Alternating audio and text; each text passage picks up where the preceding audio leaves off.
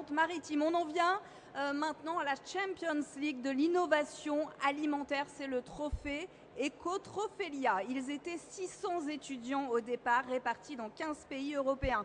Une team par pays a été sélectionnée pour défendre les couleurs de leurs produits. Au final, il y a 3 vainqueurs. Un seul podium, de l'or, de l'argent et du bronze leur a été décroché par une équipe hollandaise pour Chef Lapin, un bâtonnet de légumes riche en protéines. On revient sur ce concours.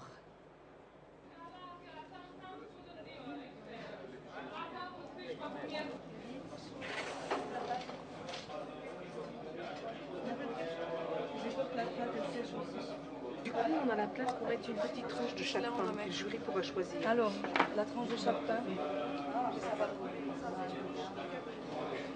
Ils sont, j'en ai 26, et ils sont livrés le 21 juillet. Non, c'est pas bien comme ça. Vous êtes sûr que c'est dans le même sens?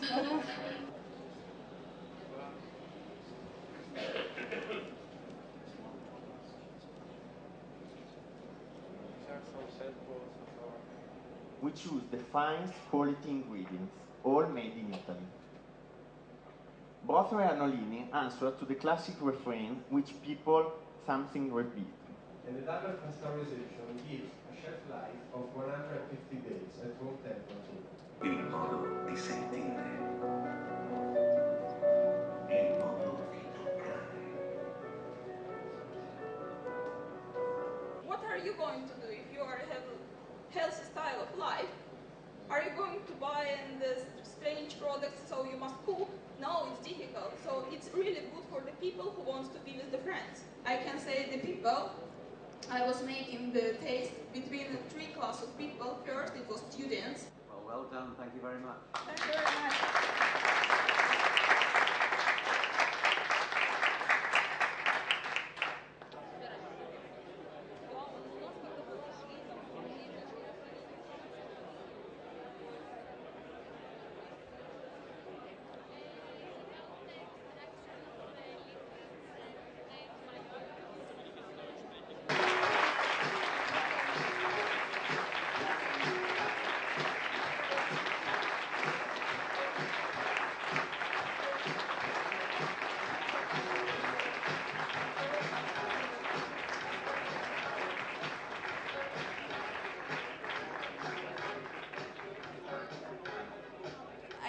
I think for me personally, it really represents the commitment that we have for the project itself, the teamwork that we have to really work together in this past 6 months, to really work together to really create an eco-friendly products.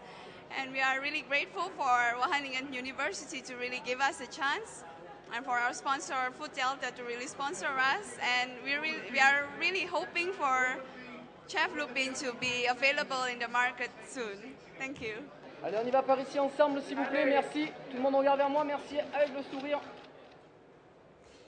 Voilà, Dominique Ladevez est avec nous. Vous êtes le fondateur de ce trophée. Êtes-vous satisfait de cette 4e édition de ce trophée Ecotrophelia? On vient de le vivre tout en ambiance, sans commentaire, parce que finalement les images parlaient d'elles-mêmes. Effectivement, ces images parlent d'elles-mêmes. Nous en sommes à la 4e édition, mais dans sa version Ecotrophelia, c'est-à-dire qui intègre les éléments du développement durable et de l'éco-innovation. Nous n'en sommes qu'à sa 2e édition. Avec 15 pays participants, c'est près de 30% de plus que l'année dernière en Allemagne. Et on sent vraiment une dynamique qui naît en Europe au niveau de l'ensemble des universités et des écoles d'ingénieurs vers l'innovation alimentaire qui sont portées par ces étudiants. Alors une fois que ces étudiants ont eu leurs idées, les ont développées, ont été distingués pour certains, quelle est la finalité du concours? Alors la finalité du concours, au-delà de l'exercice pédagogique, c'est aussi de pouvoir permettre aux entreprises plusieurs éléments. Premier élément, c'est de pouvoir commercialiser leurs produits. Concrètement, le trophée qui a été remporté l'année dernière, le lauréat d'or, qui est un produit issu d'une équipe grecque, est déjà commercialisé en Grèce et également aux États-Unis. C'est un burger, une saucisse à base de produits de la mer et qui est promis à un vrai avenir. D'autres success stories peut-être à nous raconter? D'autres success stories, bien évidemment. Un produit islandais qui était un produit lacté à base d'algues qui a été commercialisé, qui est commercialisé sur le marché islandais. Et sur les lauréats de cette année, déjà le prix Trophelia de bronze, Eco-Trophelia de bronze, qui a été remporté par la France, est en passe d'être commercialisé par le groupe Elevir. Nathalie, sur le bâtonnet de légumes riches en protéines, c'est une bonne façon de faire manger des légumes aux enfants? Alors moi, ce que je voulais souligner, ce qui est intéressant, c'est que d'intégrer dans ces démarches d'innovation, finalement, le scientifique, mais aussi la mise en pratique, puisqu'on a vu que les démonstrations, c'était finalement se retrouver dans l'assiette. Donc c'est ça qui est intéressant, c'est que dans les écoles d'ingénieurs, ils peuvent intégrer que finalement, ça va finir dans l'assiette des consommateurs.